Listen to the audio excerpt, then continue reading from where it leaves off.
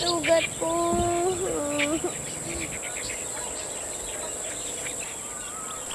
Di? Maki! Maki, asan ka?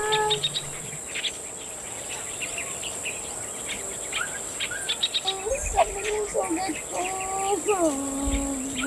Huli ka! Andyan ka lang pala, ah. Oh, ano ang sa'yo? Bakit may sugat ka? Sakit ng sugat ko. Ha! Ano na ba?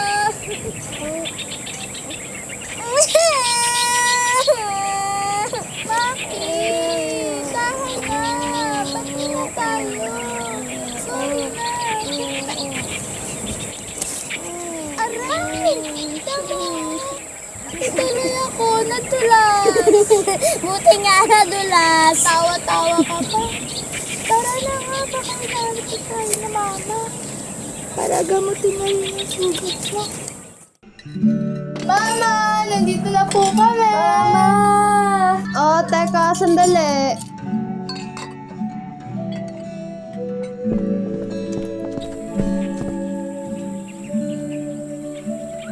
Ay, Diyos ko, Maki. Ano na naman nangyari, ha?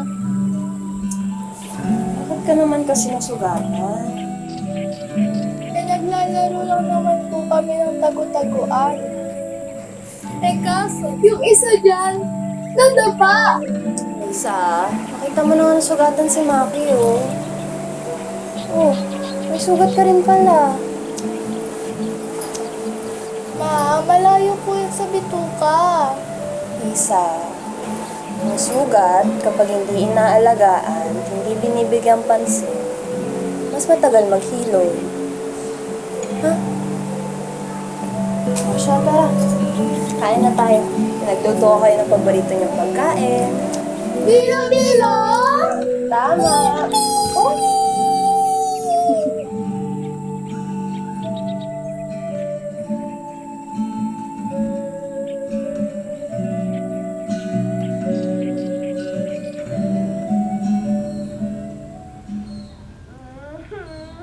Sugat ko. Mama mo, sugat.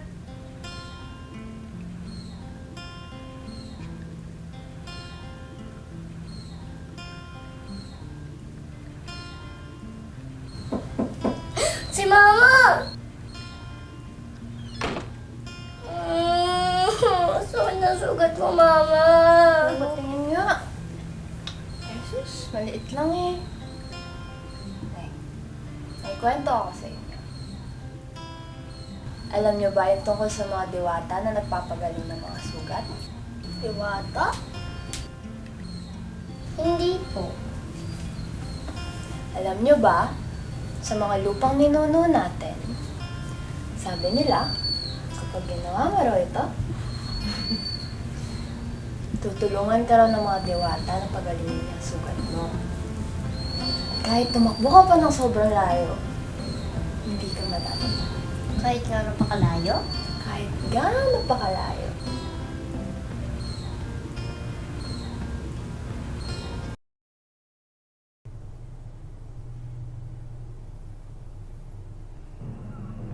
Isang lalaki na naman ang miyembro ng organisadong grupo ang dinukot nito lamang Sabado, ang haling sa lungsod ng Batangas.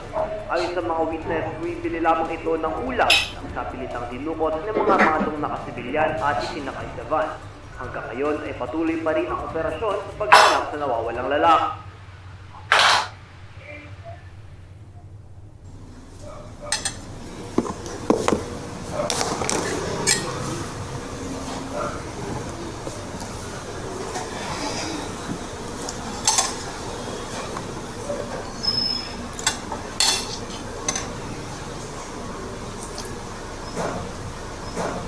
May tanda ng gamot?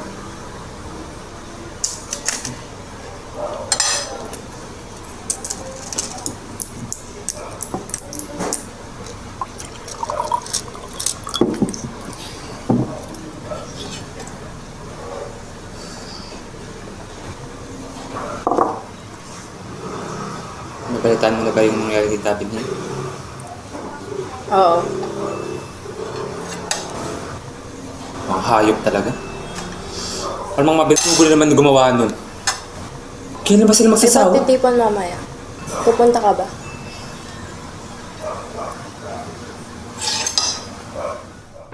Nabalitaan niyo naman na siguro, no? Meron kasi tayong isang kasama na taga Batangas na dinakip, dinukot noong Sabado ng mga nakasibilyan at nakasakay daw sa van ng mga kalalakihan. Tama? Tama. Tapos sabi ng mga nakita doon, bumibili lang daw ng ulam yun si Captain Hay. Nung bigla na lang siyang pinalibutan ng mga nakaarmadong sibilyan. Tapos ayun, saka sinakay siya sa van.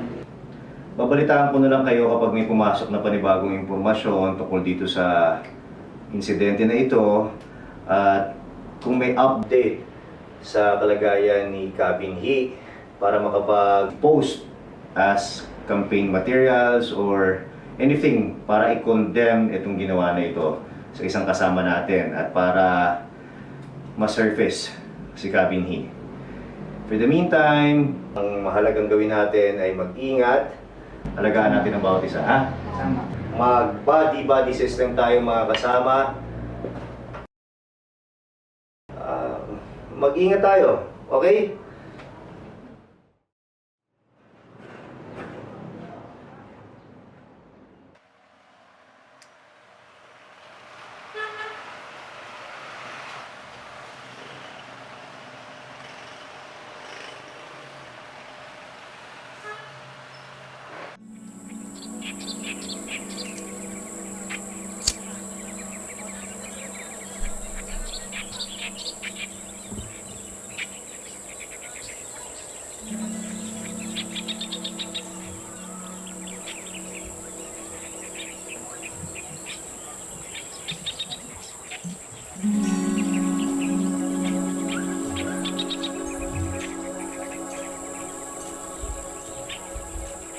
Magustuhan naman ni Mama to, no?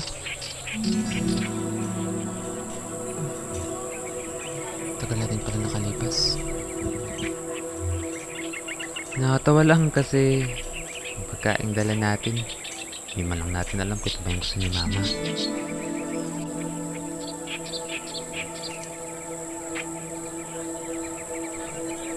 Diba? Sabi nga ng iba, lahat ng gusto ng anak, gusto rin ng mga magulang. Naku, huwag kang mag-alala, magugustuhan niya ni Mama. Ate naman eh. Huwag ka na sumimangot dyan, ha?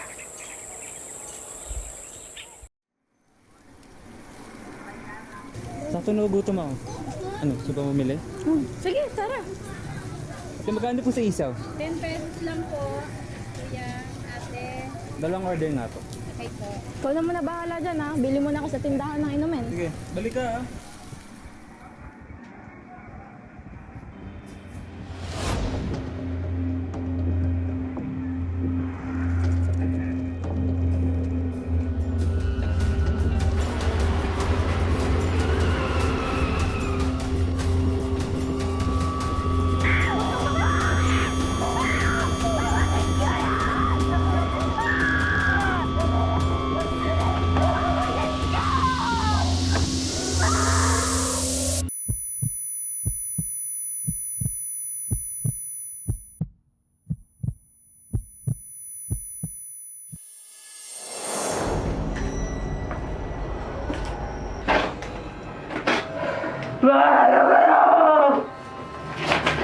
Yan, yung gusto ko.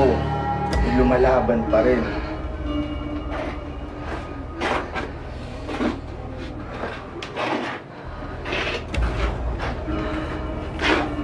Tignan na lang natin kung hanggang saan naabot yung tapang mo!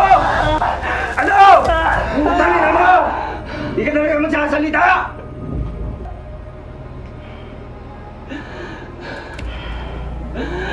Kahit ano gawin niyo sa akin, wala kayo makuha sa akin!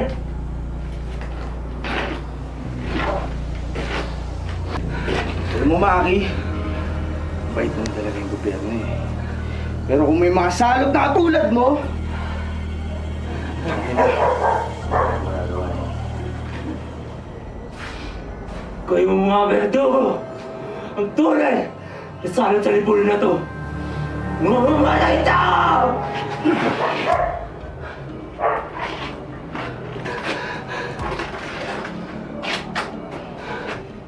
May tapang ka pa talaga magsalita sa lagot na yan.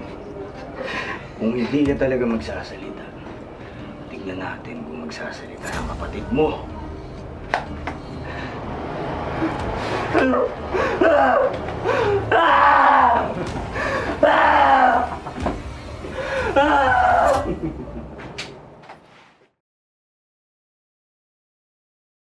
Isa? Ngayon ay sugat na naman ako. Isa! Wala na si nanay. Paano gugutin uli ako? Maki. Hindi ko alam. Buka pa! Ikaw pa ba? Dalawa! Kasama ng mga kasama ko. Isa. Tatlo! Hanapin mo ako.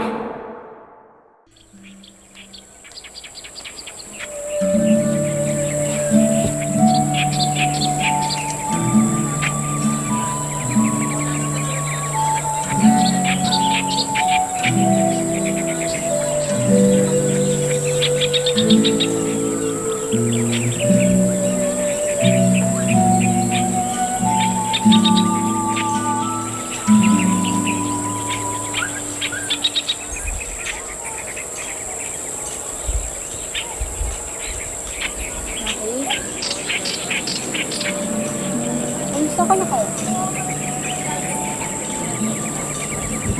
May dala ko ng paborito mo. Bilo-bilo. Sigurado akong magugustuhan niya ni Mama. Alam mo bang binabawas-bawasan ko ng paninigarilyo ko?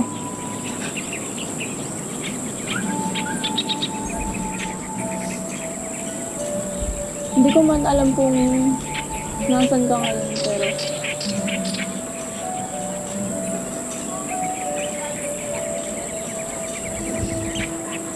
hindi ako mapapagod na hanapin ko. Nagtipon-tipon ang mga pamilya, kaanak at kaibigan ng mga desaparecidos sa pag-alala ng mga biktima umano ng parsakong pagkawala ngayong 2 ng Abril sa Bantayog ng mga bayani. Sa likod ng pangungulila ay patuloy pa rin sila sa kanilang panawagan na ilitaw ang mga nawawala at mabigyang pansin ng pamahalaan.